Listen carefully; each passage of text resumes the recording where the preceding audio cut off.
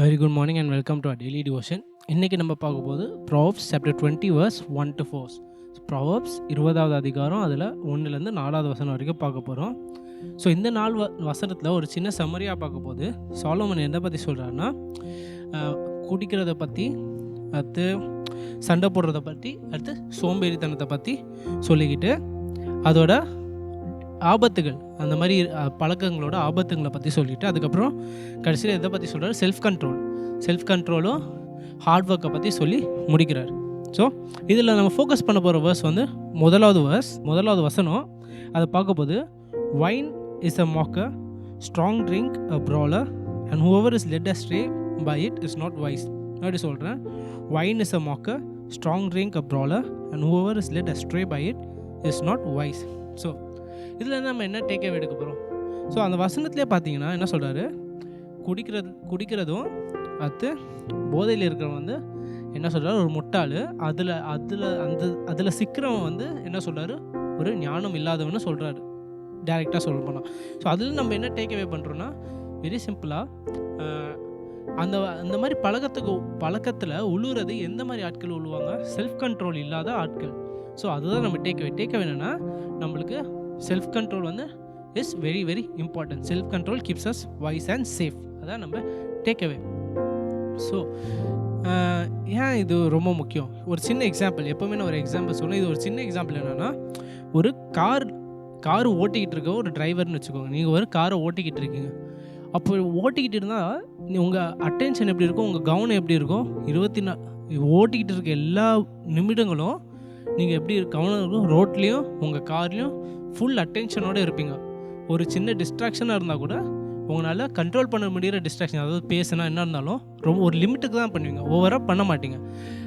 அந்த மாதிரி இல்லாமல் ஒரு அந்த டிஸ்ட்ராக்ஷன் வந்துட்டு, இல்லை கொஞ்சம் ஓவர் டிஸ்ட்ராக்டடாக, இல்லைன்னா நீங்கள் கொஞ்சம் சோம்பேறியாக இருந்தால் என்ன ஆகும், கார் ஒழுங்காக ஓட்டாமல் யாரை முன்னாடி இருக்க கார் இடிச்சிடலாம், இல்லைன்னா ஒரு சிக்னலை தாண்டி போயிடலாம் பார்க்காம கவனிக்காமல்.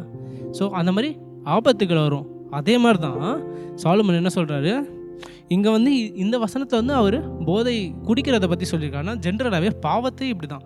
பாவத்துக்கும் நம்ம எப்படி இருக்கணும், 24 மணி நேரம் 7 நாட்களும் ஒரு கண்ட்ரோலோட, செல்ஃப் கண்ட்ரோலோடு இருக்கணும். இல்லைன்னா என்ன ஆகும், ஒரு செகண்டில் நம்ம ஸ்லிப் ஆகிட்டா அப்போ என்ன ஆகும், அது உள்ளே வந்து ஃபுல்லாக கொஞ்சம் கொஞ்சமாக நம்மளை it will take over us. அதுக்கடுத்து என்ன ஆகும், அது நம்மளுக்கு ரிக்ரெட் ஆகிடும்.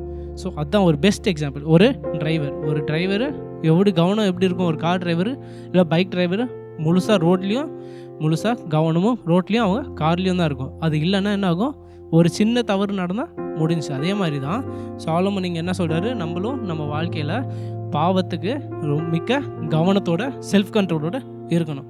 ஸோ அதை நம்ம ப்ராக்டிக்கலாக இப்போ நம்ம எப்படி அப்ளை பண்ணுறதுனா, முதல்ல என்ன பண்ணான்னா, நம்ம பழக்கங்கள், எந்தெந்த பழக்கங்கள்லாம் நம்மளோட ஜட்ஜ்மெண்ட், நம்ம அதாவது ஒரு முடிவெடுக்க போதோ இல்லை ஒரு முடிவெடுக்க போது எதெல்லாம் நம்மளோட ஜட்ஜ்மெண்ட்டை காம்ப்ரமைஸ் பண்ணும், எதெல்லாம் நம்ம அந்த முடிவெடுக்கிற அந்த திறமையை குறைக்கும். ஃபார் எக்ஸாம்பிள் வந்து பியர் ப்ரெஷர், அதாவது நம்ம நண்பர்கள் ஒரு 4-5 பேர் வந்து சொன்னால் நம்மளுக்கு அது தப்புன்னு தெரியும்.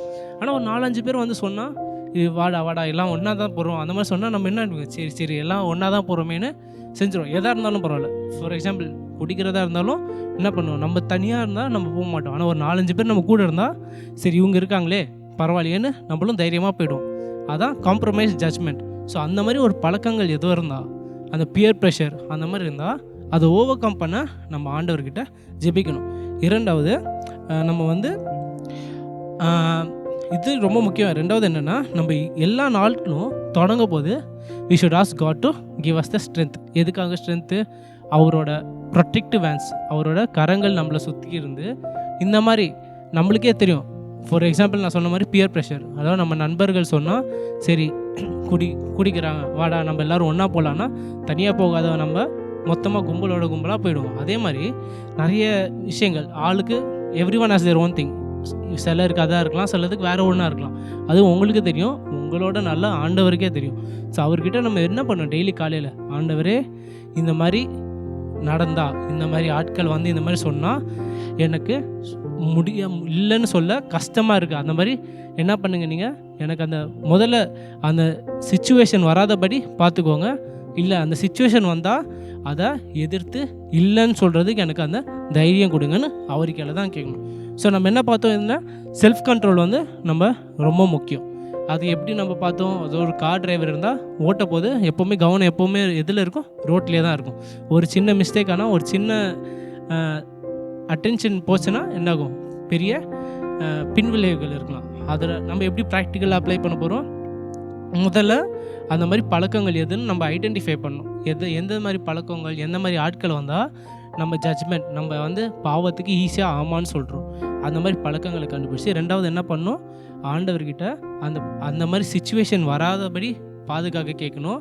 இல்லை அந்த மாதிரி சுச்சுவேஷன் வந்தாலும் அதை எதிர்த்து இல்லைன்னு சொல்கிறதுக்கு தைரியத்துக்கும் ஆண்டவர்கிட்ட தான் கேட்கணும். So that is what I want us to take away. Thank you.